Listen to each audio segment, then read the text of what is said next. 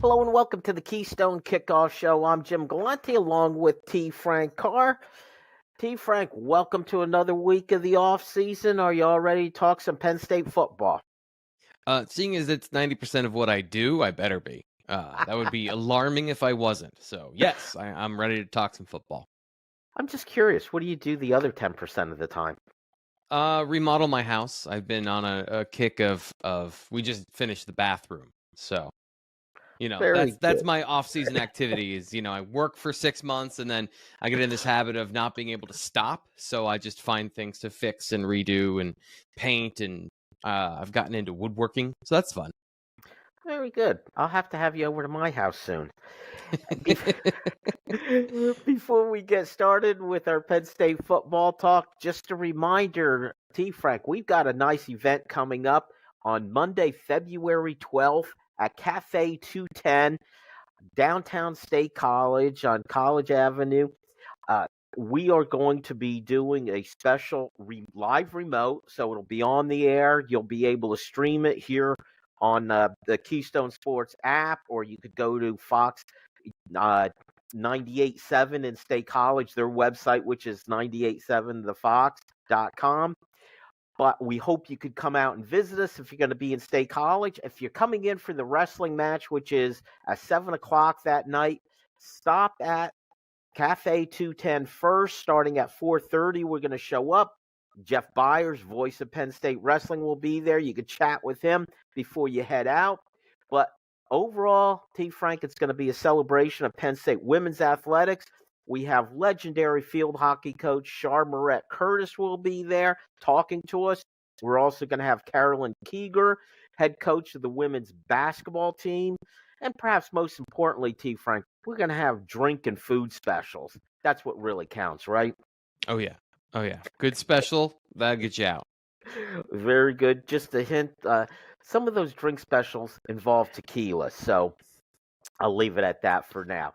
Let's move on to our Penn State football talk. And T. Frank, I always mention that you do some, besides your work, video, audio, you do some great writing. And you've been taking a look at some of the Penn State positions, looking at them in a little different way, a little different angle. And we're going to take a look at those positions that you wrote about. And again, just real quick, T. Frank, tell people where they could go if they want access to all this work that you do.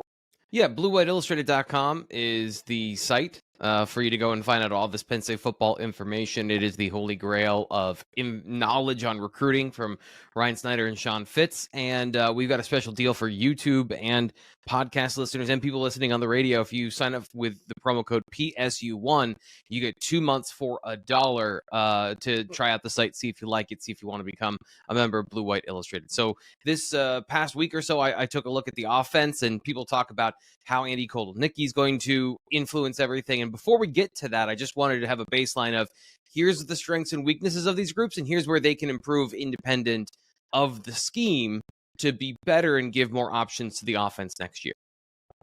Eventually, we've got to talk scheme, but let's talk, like you said, individual things that these position groups could work on. Let's start with the offensive line. And it seemed like the big issue that you dealt with is the offensive line's inability to finish their blocks. Tell me about that. So this, I wouldn't say it's a wholesale inability from the Penn State offense. And this is an area where last year's unit will be very different than the upcoming year. So quarterback, running back, and even receiver are all mostly the same. Tyler Warren's coming back at tight end, so there's a lot of carryover from 23 to 24. The offensive line is where there's a major shift. So this is a little more targeted to the players that are going to be involved, but maybe we don't have as much information about as we did about Olufashinu, Caden Wallace, and even Sal Wormley, who's going to be back presumably at right guard. So this isn't about all of those players. It's about the players that are kind of stepping into those roles, and a lot of them did have this common feature in their blocking where Drew Shelton, Vega Ioane, to a degree, I'd say he's lower on this list in terms of how much this impacts him, but especially JB Nelson, guys that have a lot of talent and guys that have a lot of physical strength who can move guys off the line of scrimmage, but need to get better at sustaining those blocks and finishing, their blocks in order to allow the running backs to get to the second level without being harassed by defensive linemen or tackled in the backfield.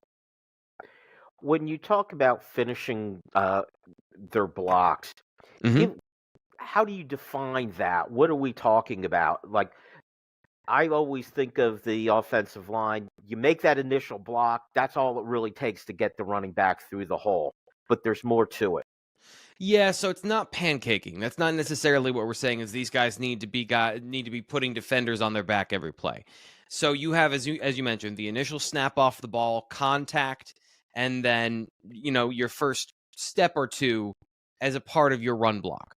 That is what I'm saying. Is like Drew Shelton, JB Nelson. These guys make impact, so they have heavy hands and they're able to shock defenders. But good defensive linemen are able to absorb that and then play through the next second or so. So if you are, let's give an example.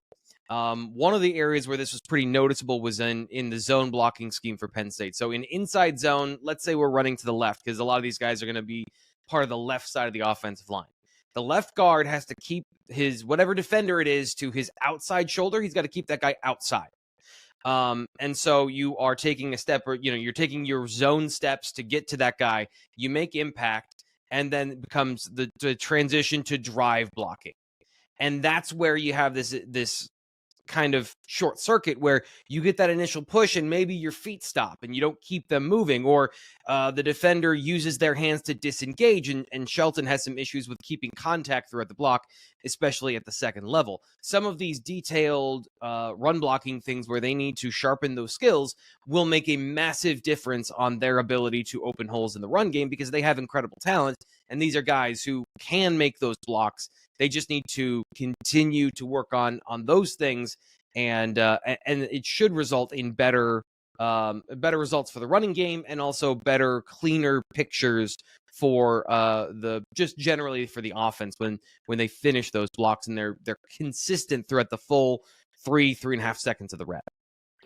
When you're talking about this finishing a block or the inability to do that, what is the issue that needs to be improved? Is it a question of strength? Is it agility? Is it focus? Is it coaching? What's the difference between completing the block and not, as far as the skill set from the player? Yeah, so this is where you get into the I always make this comparison. Like, I can understand Neil deGrasse Tyson has never gone to space, to my knowledge, but he understands space. But then if you ask him, hey, so how do you do a spacewalk in all of its details? He might go, well, I'm not an astronaut, so I can't tell you exactly all those things. And that's where kind of I get off the bus. If I can understand football, I can understand the theories and everything and how it's supposed to look. But then when it comes to the actual details of you need to have your hand inside, or you need to make sure that you keep the head of the defender to the outside. Those are the details and the intricacies that an offensive line coach knows and former offensive lineman could tell you.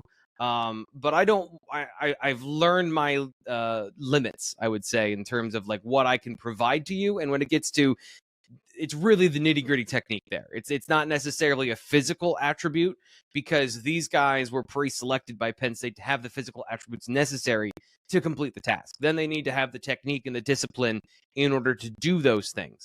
And I guess that is kind of the point, though, is that all the guys that we talked about have the attributes of plus run blockers. And last year, especially I think for Nelson, who was put into the lineup earlier than expected because Landon Tangwall had to medically retire, there's some technique gap from him and his understanding of the position that he had to learn on the job last year. So, some very rudimentary things is to keep your feet moving at contact. A lot of guys, you'll see offensive linemen, this is a general sense of you make contact, you shove, and then it's like doing a power clean where your cleats are in the ground, but really you need to have your feet moving to then win all that ground you just created with your punch. So just learning those details and getting, attuned to exactly how you're supposed to do it, and then replicating that every time is what the offensive linemen need to do. That's why we bring it up at this time of year, because this, heading into the spring, building up your body, getting back into football shape if you were injured, and then in the spring, this is where you make those advances. it's harder to make those advances during the season and to see tangible play results and to really get it when what you're trying to do each week is understand the different nuances of defense. This is where you can focus on is in the offseason, which is why we're doing this now. And in talking about this, you mentioned a couple of the names in Drew Shelton, J.B. Nelson, who might be the starting left side of the offensive line. Yeah. But one of the differences, it appears at least with the offensive line, is there's a lot more depth, a lot more possibilities and permutations. Part of this is what was this past season, the true freshman class, where we had very highly regarded Javon Williams and Birchmeyer. And then we, of course, had Donka be the guy who shows up in the bowl game. Right. Give me a quick preview of those guys, and could they be a factor in this? So the part about Donko is that all the things we just talked about with the kind of finishing blocks, that has been the thing that when you watch him run block, he has no problem finishing. He has no problem from snap to whistle dominating and showing dominating reps on against not just mop-up duty, but then in the bowl game, defensive ends and linebackers. He caved in the right side of the Ole Miss offensive line a couple of times. So for him, it's going to be about the details of pass protection, learning about pass sets and understanding where he needs to be in space in order to help his teammates with stunts and blitzes and crossing defensive linemen when they're crossing their rush lanes. And just the general awareness it takes to play at the tackle position. But from a physical standpoint and from a run blocking standpoint, you feel like that's a strength of his coming into the season. Alex Birchmeyer, a bit of a wild card. We didn't see a whole lot of him. He was on the scout team for most of this year, part of the developmental squad. Going back to high school, another guy who is massive strength, power, even for a guy who was 285 pounds and because he was wrestling, didn't have a chance to get up to those 300-pound thresholds. And then again, from Javon Williams, athletic, can run, I think got better in a lot of areas using those athletic skills, learning how to pass protect. It's going to be about applying all of that. And what Chuck Losey said at this time last year is he's a strong guy, but there's a difference, or he's an explosive guy, but there's a difference between having strength behind it and just being explosive. So, molding himself into the athlete he can be, which is one of those guys that has incredible ability. Very good, T. Frank. That is it for quarter number one, looking at the offensive line. When we come back in quarter number two, we're going to take a look at the running backs, and T. Frank's going to tell us how to shore that up. Stay tuned for that. Hello and welcome back to the Keystone Kickoff Show. He is T. Frank Carr. I'm Jim Galante. We are talking Penn State football. T. Frank, you've been doing a series of articles about different positions, not so much looking at scheming and how the new offensive coordinator, Andy Kotelnicki, will be re-scheming the offense, making changes, but talking about the players individually and some of those individual skill sets. In quarter number one, we talked about the offensive line, and one of the big issues was their ability to finish their blocks or their inability to do that. Now let's shift gears, go to the running backs. One of the big differences in those positions in offensive line, there's going to be a huge changeover. Yeah. Running backs, for pretty much the third year in a row, we've got the consistency of Nick Singleton and Katron Allen, who were the guys. 2 seasons ago, the 22 year, they burst onto the scene, and burst is a good word, especially when talking about Nick Singleton. You had all these explosive plays, big-time runs, and we all couldn't wait for their sophomore season to see more. Well, we ended up seeing less instead of more, especially of those explosive plays. Let's start with Nick Singleton, and you literally went through the numbers, how many fewer explosive plays we saw. What happened? Yeah. So with running backs, it's a lot harder to separate them from scheme, and not necessarily even the offensive scheme, but the defensive scheme and what the defense is trying to do. They just saw more attention. They saw more stacked boxes. They saw more numbers, and I think teams got an understanding of where they were going to be and getting bodies around their ankles when they got those opportunities for big runs. There was also going through some of the things they did from an offensive scheme perspective.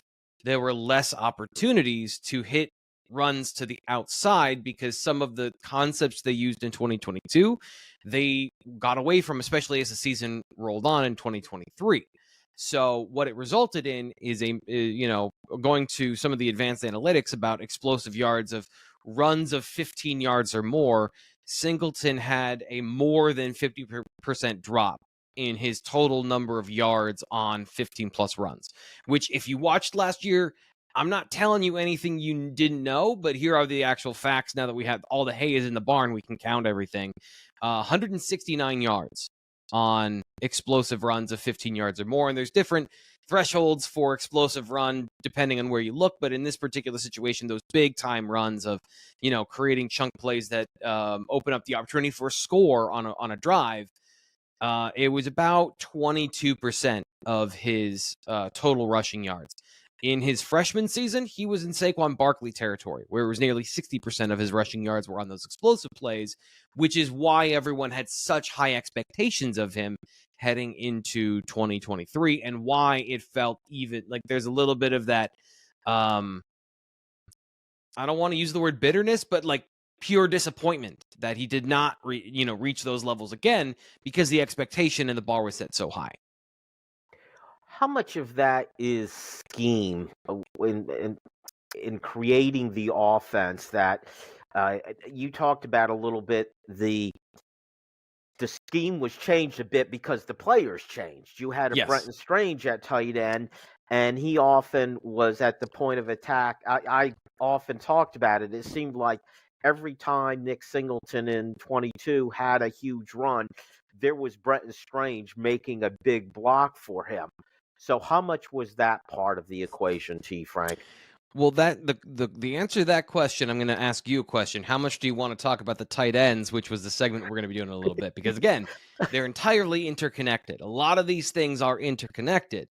So I'm going to put that aside for the second. The tight end conversation, I'll put that to the side, and I'll talk more about the different concepts. So in particular, an area where Penn State got a lot of explosive plays last year from Singleton in particular was this man concept, man blocking, as opposed to zone blocking, where you have a gap assignment is another way to call it, where the trend in football right now is to create these massive formations of two tight ends and then condensing a receiver in next to the formation, like right up against the hip of the tight end. And suddenly it changes the blocking scheme up front overall. You have to decide where you're going to put your three technique, where you're going to put your one technique defensive tackles, where you're going to put your defensive end to defend this expanded formation. So it can create seams in the middle. But the general thing I've seen, the result of that is more times than not, the running back is bouncing to the wide side of the field where he's then one-on-one with a corner. And if he can make that guy miss in a condensed but open space, it's an explosive play. So last year, Singleton got some big runs in those situations. There are other schemes that Penn State used in 2022 that they got away from. And in general, the running backs ran between the tackles more this year. And that's where I think when we talk about the individual players, we go back to Singleton and his evolution as a running back.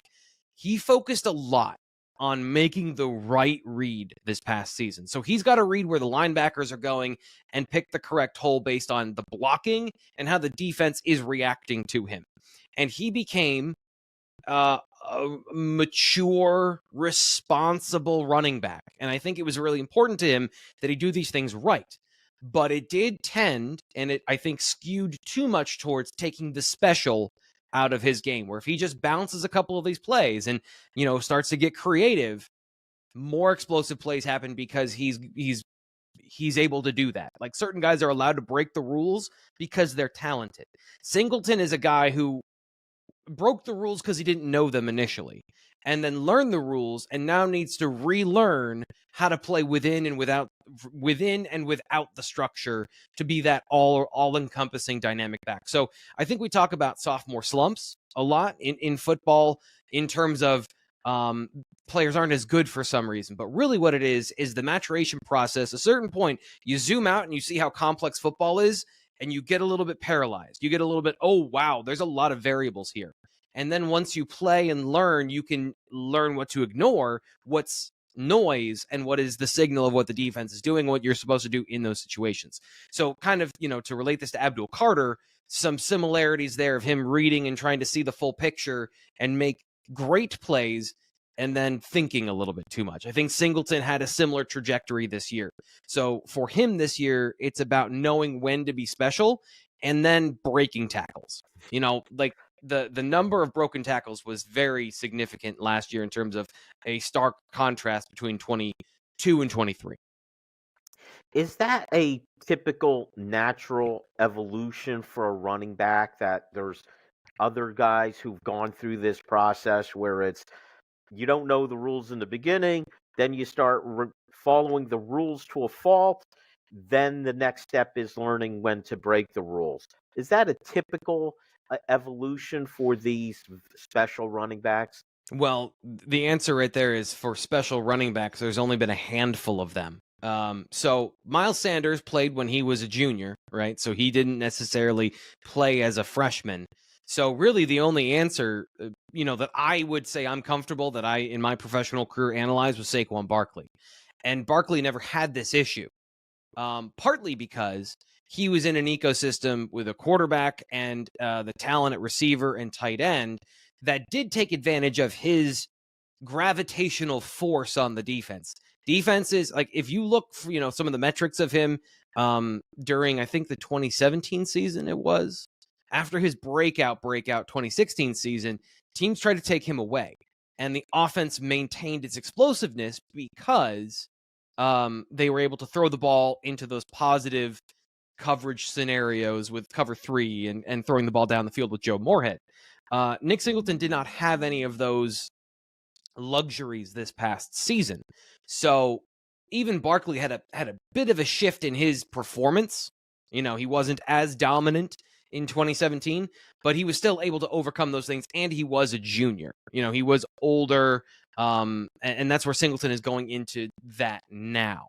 So I don't know that there's a great comparison, but there is, I think the talent level is similar but different, and so Singleton needs to find his way of generating those explosive plays, his way of running that doesn't have to be Barkley, but has to be his kind and his brand of special. I know we're talking about the individual players and what they could do to improve, but I'm going to throw Andy Kotelnicki into this discussion, T. Frank, because I think it's important. How much can the offensive coordinator do to help this process for Nick Singleton specifically? How could he scheme it to help Nick Singleton get those opportunities? It's not a fun answer because it's like, well, it depends. So some of the stuff I've been researching recently and trying to dig more into the offense, and truthfully, I started with a defense and Tom Allen because it was easier for me. It was a more natural transition. So I started on that side with that coordinator, even though he was the second to arrive. But RPO, run pass option, is a big part of what Andy Kotelnicki wants to do. And when done correctly, an RPO can short circuit the defense, where you're presenting two problems to the defense simultaneously that they can't account for at the same time.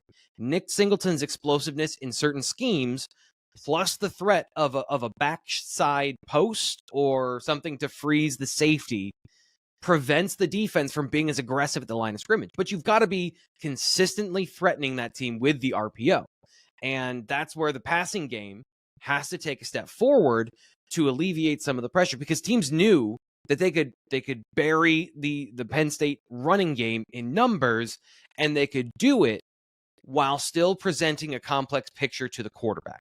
Meaning they could keep two safeties deep, and then they could rotate and catch Penn State running into certain looks. So unpredictability or the predictability of problem. Those are the two areas where I think that the offensive scheme, and it also folds in the quarterback and the passing game, can come and help the running game, because ultimately football is a game of numbers. It's a game of allocation of resources. You can't cover everything, and you can't put a threat in every part of the field. So how do you manage your resources best? Penn State has to have more resources and manage them, I think, a little more efficiently to play them off each other to create those explosive plays. Very quickly in the half minute we have left. Katron Allen, not much to say. Consistent from year to year. Yeah. He's the same guy, right? In the offseason, this tends to be a little bit of like critical season where it's like we are examining the tape and looking at all these things. He's one of the few players where you look at and go, that's what you expect. Like, I don't expect more from Katron Allen. I just expect him to be continually great with the tools he already has. Okay. And there is nothing wrong with that, T. Frank. That is going to be it for quarter number 2. When we come back in quarter number 3, we are going to take your questions and we're going to ask T. Frank. So you want to make sure you stay tuned for that. Hello and welcome back to the Keystone Kickoff Show. It is quarter number 3. That means it's time to ask T. Frank. We're going to take your questions for T. Frank, and he's going to amaze and dazzle you with his answers, as he always does. If you want to send a question to T. Frank, here's what you do. You download our app, Keystone Sports. Once you get it, you'll see the Ask T. Frank button, and away you go. Just like Will did from Erie. The fact that he's from Erie, T. Frank, should be a tip-off of where his question is headed. I was just about to say that, yeah. Great to see more recognition for Cooper Cousins. Yep. T. Frank, do you see him burning his red shirt as a freshman, and where do you think he ultimately ends up playing?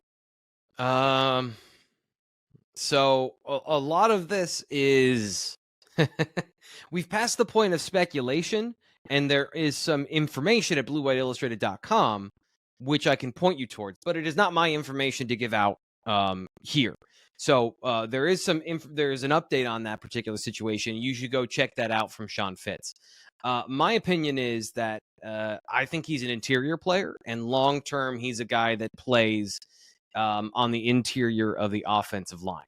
His ability to snap and his maturity in so many different ways make it seem like he would be a guy that will burn his red shirt. And I think that no matter what, and again, going back to some of the things that we learned this week, I think he's going to be a guy that plays because we're in a situation where Penn State is in transition. The tackles are gone. The succession plan at center, somebody has to step up into that position. And I'm not saying it's Cooper Cousins. I think if I were to handicap, I'd say my personal favorite right now from a conceptual standpoint is Vega Ioane, a guy who has snapped and has played center and has practiced there before, an older, more mature player.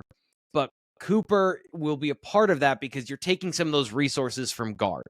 So you need somebody to step up, and he's the type of player that could jump guys that are in their first year, some of those redshirt freshmen who might be a part of the conversation. He is on their level from an athletic standpoint and from a size standpoint. Him coming in at 320 pounds and looking as good as he does absolutely is rare. A 5-star offensive lineman and a guy who has immediately translatable skills from a technical and physical standpoint. Now, I still think there's areas he has to get better. This is the part of the season where we kind of overinflate guys because we're just sitting here talking. I always try to lace in a little bit of reality if there's things that I've seen from him where I'd like to see a little bit better balance and control at times. Watching him this past summer, there were ways that guys beat him when he was put in uncomfortable situations. And that's just kind of a blanket statement, not saying that he's bad in anything, but that young offensive linemen have to get better at certain things. There are fewer of those things for him than there are for the rest of the guys who come in and maybe they've got to get physically bigger and they've got to learn all the technique. He seems to have fewer of those things on his list, so you can then put more on his plate, presumably, and we'll find out this spring where he's landed on that responsibility index, how much he can handle. So long-term projections, interior of the offensive line is what I'm comfortable saying. I could see him contributing at guard pretty easily, and then it becomes what else can he handle? Very good. All right, let's go to Brian in Hartwell, Georgia, who says, are there valid reasons why players opt out of bowl games but are willing to play in the Senior Bowl?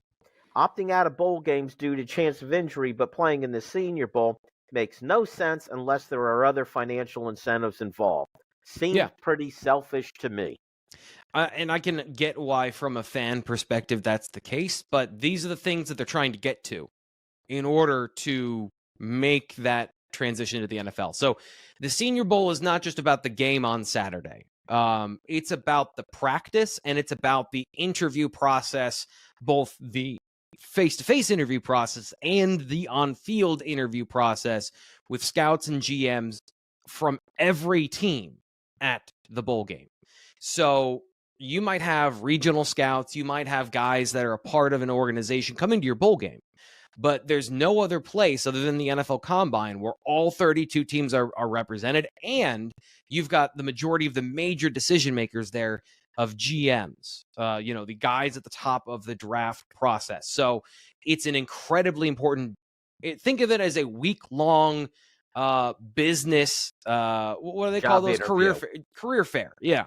A job interview, but like it's a giant career fair for all 32 teams to come in and, step up to your booth and see what you're about. And for a football player trying to make a big move in the NFL draft, this is incredibly important, where a bowl game does not have the same amount of attention from the NFL that the Senior Bowl does.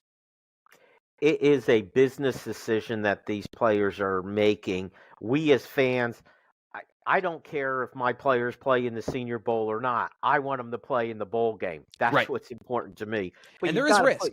So yes. It's fair. There is risk of the Senior Bowl, which is why a guy like Olufashinu isn't a part of the Senior Bowl, even though they're allowing juniors to be a part of it, and he's a redshirt junior, so he could be either way. So if you have nothing to gain necessarily, then yeah, it's also not worth it. But if you're a guy, Johnny Dixon, I think is the perfect example of a guy who can make a lot of money during the interview process that is the offseason for the combine and the draft. These are things that are absolutely necessary. Going up against Trey Harris is great, and it does provide an opportunity, but it's not as nutrient dense. It's not soaked in as much opportunity as the Senior Bowl is, based on what we just talked about. Again, business decisions. Olu is pretty much guaranteed to be a high first-round draft pick. Mm-hmm. All he could do is hurt himself, potentially, both physically and just in how he's perceived. Yeah. Let's move on. Let's go to Tony in Trenton, who says, analytics seem to say you should go for it more often on fourth down, T. Frank. Some coaches seem to take it too far. Where do you stand on the debate? On the sideline with the rest of you. So let's be clear. I have nothing riding on these decisions. I'm in favor of teams being aggressive. I am, because retrospectively, let's take the NFC Championship game where this conversation is likely coming from. Dan Campbell goes for it within field goal territory, and he does not get it. They lose by 3. The problem we have with retrospective analysis is the rest of the game played out after that decision was made. So, they get a touchdown late and they're only down by 3. But if they have those 3 points, San Francisco may be more aggressive, and maybe their decision-making process changes after, in a hypothetical, the Lions get it. Or even if they don't and they go for the field goal, they are then put under pressure to score more and to do some of those more aggressive things. So I am not a math expert. I am not an analytics expert. I understand the window shopping version of all of it. But in general, I'm for coaches and organizations that want to go win the game and that want to go score points, because the way I put it is, you don't know how many points you're going to need at the end of the game to win. So try to maximize that ability throughout the game. Now, there are obviously times where you push it too far, and not every fourth down is the same. From game to game, the numbers you're looking at are averages of every offense in every situation. And I do think that intuition in the moment, personnel, matchups, things like that should play into it. So it's not like every team has the same odds, but they aren't that far off where you can't use those as a guidepost to say, okay, it's reasonable for us to go for it here.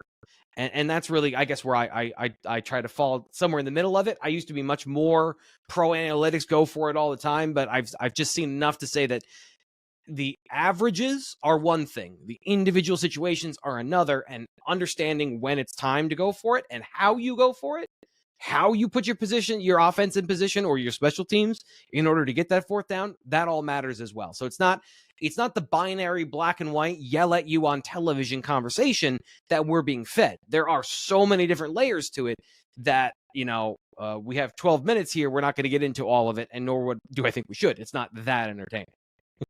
Well, just real quick, my take on it is the analytics tell you should go for it more often. Mm-hmm. The problem with it is the analytics are very cold and calculating. It's like you're playing Stratomatic football, with dice and so on, where the odds. The thing is, these are real people making the plays or not. So it's not just a question of, okay, should I go for it on fourth down? What is the defense doing? What am I going to do on offense to react to that? That's part of the equation. The game situation. At that point, he was down 2 scores. Did it make sense to kick the field goal to get into 1 score? And I want to bring up one last thing when talking about analytics. Late in the season, there was a game. I guess it was it Michigan or Ohio State? Penn State was down for 2 touchdowns. When you score, James Franklin chose to go for 2 points and not wait for his last try to do it. Yeah. They didn't make it, so everybody shredded him for that decision. The problem is, analytics do tell you it's better to go for 2 on the first score than on the second score. Yeah, because it tells you how many drives and points and opportunities you need at the end of the game. Exactly. And there is nothing that says going for it the second time gives you a better chance to make it than the first time. So there's no reason to wait. You should do it the first time. But the funny part is, like always, the end result determines how the fans react to it. Yeah. All right. Let's go to Josh in Reading, who says, are there any true freshmen that will have an impact on this year's team, T. Frank? Oh, catching me off guard here. Let me pull up the list. It's going to be hard. I guess we could start with Cooper Cousins. That's the one that I think early enrollee has an opportunity to be a part of the conversation on the offensive line with as much transition. Quentin Martin, even if it's not on offense, I think I could see a role for him on special teams. Kick return is something he was very good at in high school. So those are the two I'd start off immediately. Can you fill in for me while I pull up the list and see if there's any more that are interesting in mind? I'll throw out John Mitchell and Antoine Belgrave shorter while you do that. Well, I'm going to mention that you have the highest ranked players are Cooper Cousins at offensive line, which it's tough to just step right in as a true freshman on the offensive line. Yeah. Luke Reynolds is also very highly rated, and he's a tight end where there's a lot of depth at that position.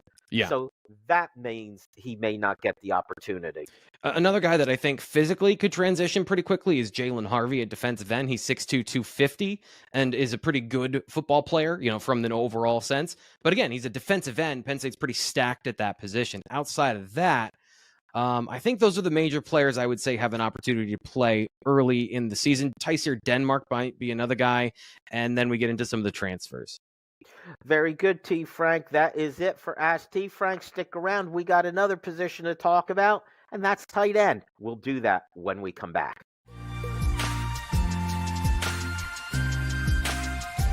Hello and welcome back to the Keystone Kickoff Show. It is quarter number 4. We just completed our Ask T. Frank segment. We've been going over a couple different positions. T. Frank has written articles about them, kind of a different angle, talking about the individual players at that position and some of the things that they could do that aren't necessarily scheme dependent, but just skill sets from those players. Now, what's interesting, T. Frank, and you alluded to this, is how these positions tie into each other.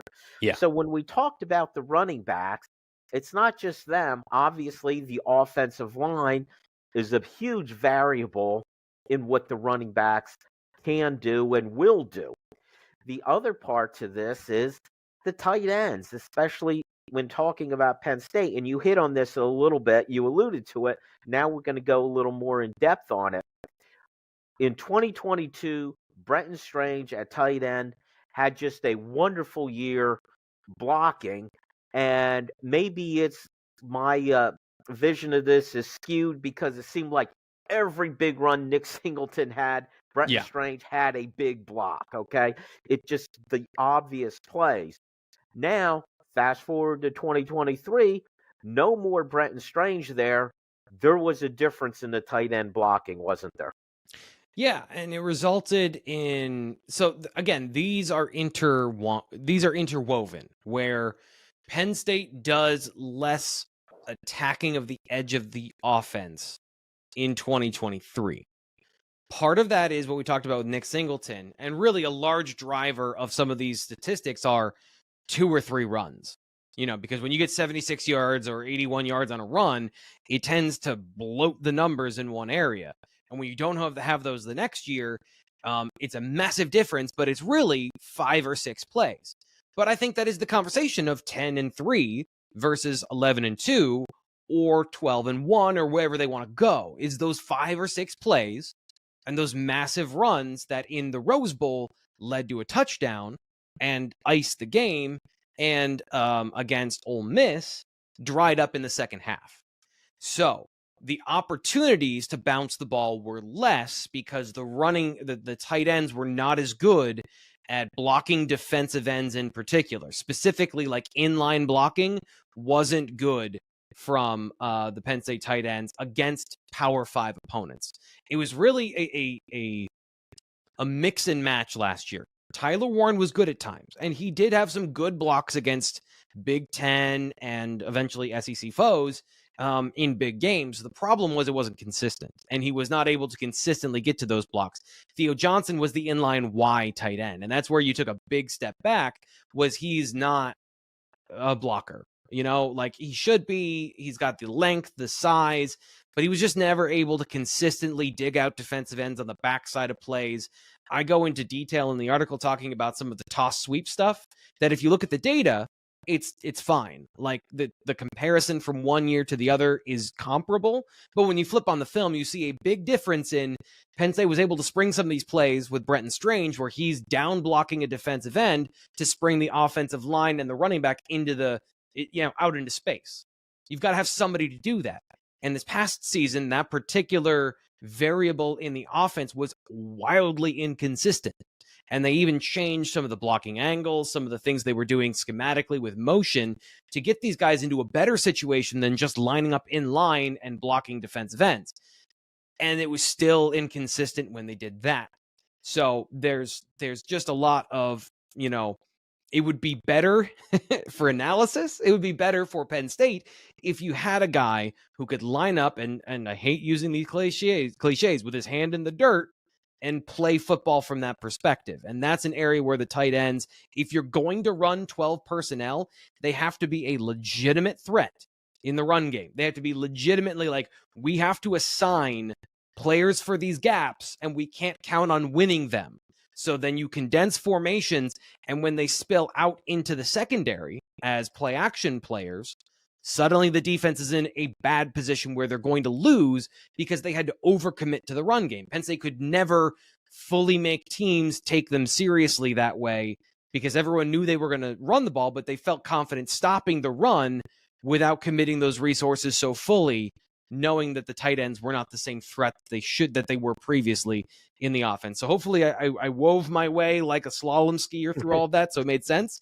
And that's where we arrive at the bottom of the mountain. Well, let's talk about what the shortcoming is, T. Frank. On first blush, when you talk about blocking, if I'm bigger and stronger than you, I have a good chance of being able to block you.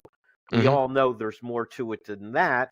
Say I'm a tackle on the offensive line and you're the defensive end and you are just quicker than me. You get past me. Now it's not my size and strength that's my shortcoming. It's the quickness of my feet, say. Yeah. When we're talking about this at the tight end position and this shortcoming, is it physical? Are they not big and strong enough? Are they not quick enough to get themselves in position? Is it focus? Why? What is lacking?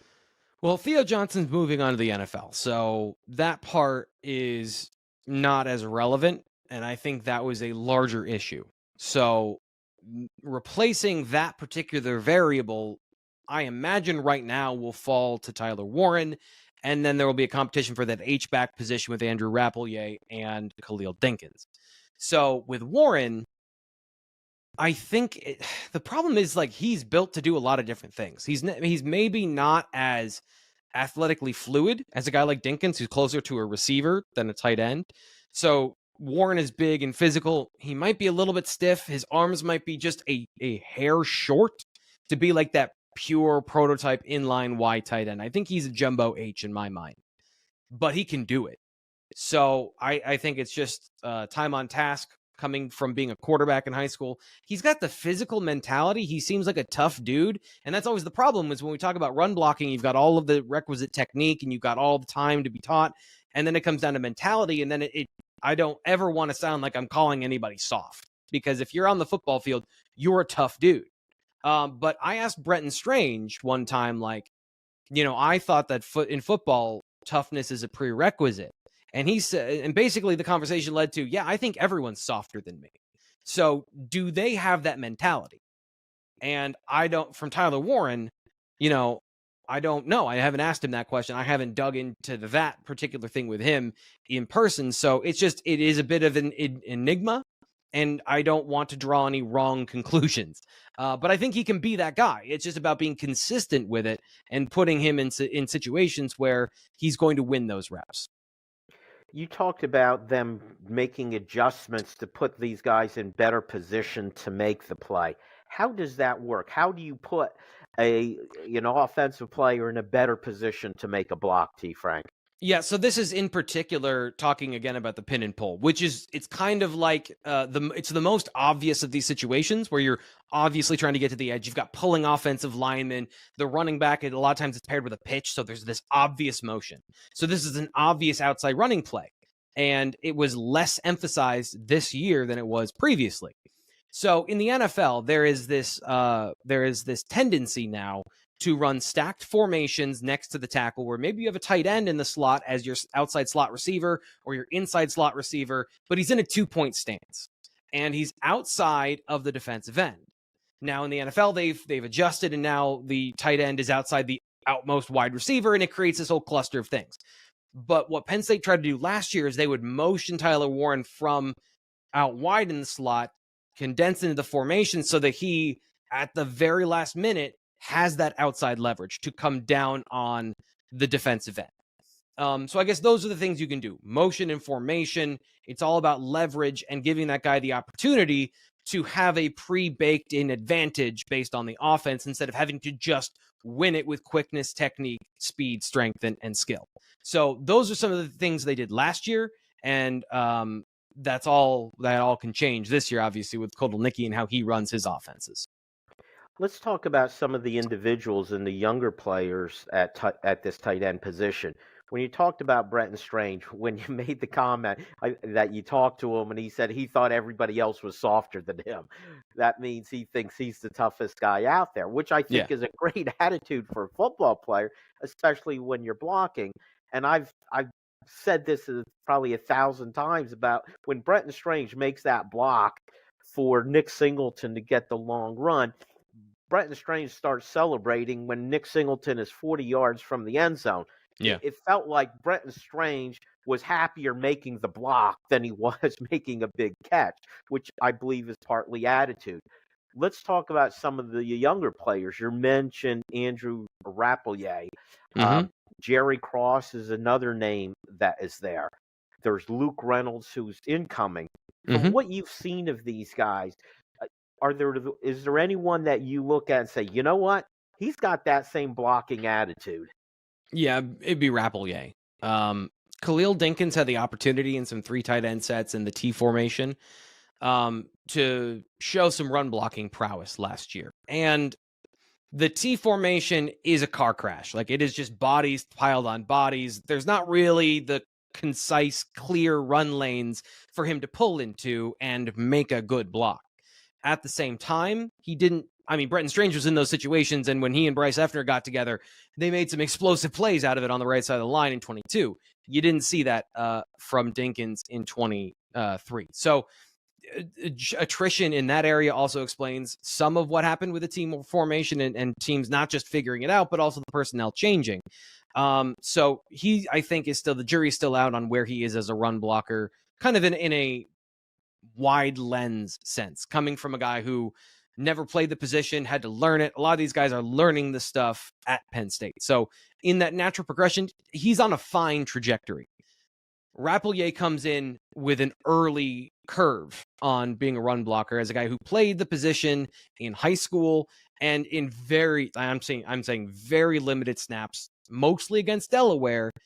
He showed that tenacity of the technique didn't even really matter as much. He just wanted to go out and hit a dude. Like, he was on the field for the first time and he wanted to light somebody up. So if you're talking about mentality, I think that's an area where Penn State has an opportunity to have another Pat Fryermuth clone. I think that's the easy comparison. And James Franklin alluded to this last year, and then finally somebody asked him and he had to explicitly state, yeah, Rappleyea would have played if we didn't have 3 great tight ends that we liked quite a bit. So that gives you an idea of where he is on that pecking order. And he jumped a guy like Jerry Cross last year based on our observations. So Cross, a guy who has a lot of physical talent, who hasn't played a lot of football because of COVID and injuries, he can be a part of the conversation, but it has to be soon. Like, that's one of those situations where they brought in so much talent that guys, the natural progression of the depth chart is getting a little bit upended based on the talent they've brought in. So I guess that's kind of an early preview of what is going to be a very pressure-packed and competition-based tight end 2 and 3 position this spring. Well, it's nice to have the depth where there is that kind of competition to get into the rotation.